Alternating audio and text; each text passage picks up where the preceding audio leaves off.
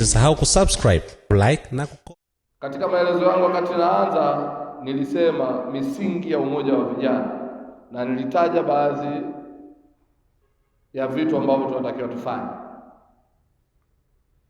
Tuna changamoto moja. Mheshimiwa Rais Daktari Samia Suluhu Hassan kupitia serikali ya Chama cha Mapinduzi wamekuwa wakileta fedha nyingi sana za miradi katika maeneo yetu, lakini cha kusikitisha,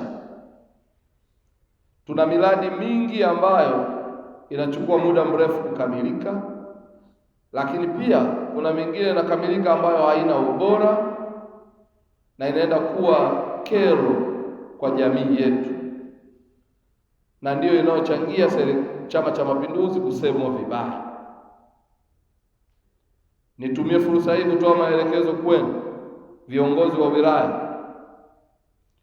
Tutakapotoka kwenye baraza hili, twendeni tukafanye ziara ya kwenda kukagua miradi iliyokuwa kwenye maeneo yetu, na mwisho wa siku tuwasilishe taarifa kwenye Jumuiya ya Umoja wa Vijana wa Chama cha Mapinduzi mkoa, lakini na kwenye Chama cha Mapinduzi kwenye ngazi mliokuwepo.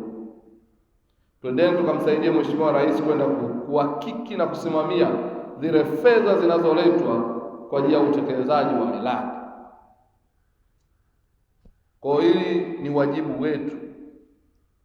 Asija akakwambia mtu kwamba uruhusiwi kwenda kukagua miradi. Nenda kakague miradi, ujiridhishe fedha zilizoletwa zinafanya kazi sahihi. Leo hii tunaona wakija mawaziri huku kwetu, wakija kukagua miradi, mnaona comments wanazozitoa.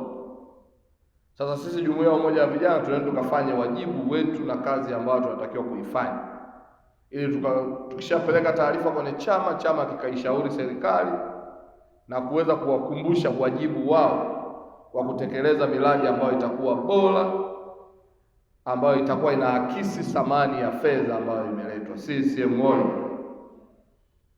Lakini nitumie fursa hii kusema jambo la mwisho. Ndugu zangu, sisi kama Jumuiya ya Umoja wa Vijana tuna wajibu wa kwenda kusimamia na kuitetea amani ya nchi hii.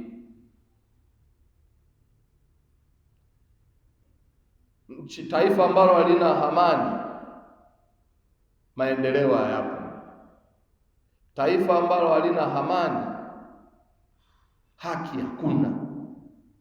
Taifa ambalo halina amani, uhuru hamna. Hivyo basi tuna wajibu wa kwenda kulinda amani ya nchi hii kwa wivu mkubwa sana, kwa sababu sisi tulichoachiwa katika nchi hii, urithi mkubwa ni amani pekee, kiachana naye mambo mengine yote, lakini urithi wa nchi yetu sisi ni amani ambayo tumeachiwa na wazee wetu na waasisi waliotangulia. Kwa hiyo niwaombe sana, tutumie majukwaa tunayoweza kuyatumia, tutumie platform tunayoweza kutumia kwenda kuhamasisha amani ya nchi hii. Nchi hii itakapopata na itakapokuwa na amani zaidi ya hii tuliokuwa nayo sasa, tutakwenda kuwa na maendeleo bora, lakini pia hata wale wanaotaka haki ile ambao wanahisi wao wanaikosa wataipata tukiwa na amani. CCM oyee! Kidumu Chama cha Mapinduzi! Kwa ndugu zangu, mimi niwaombeni sana tuyazingatie haya ambayo nimeyasema leo hii, lakini naamini yote kwa yote viongozi wangu nyinyi ni wasikivu sana na waelevu sana. Naamini tutaenda kuyafanyia kazi na mwisho wa siku tutakijenga chama chetu na tutaijenga jumuiya ambayo itakuwa imara na madhubuti sana. CCM oyee! Ili kwa wa kwanza kupata habari zetu, tafadhali usisahau kusubscribe, like na kucomment.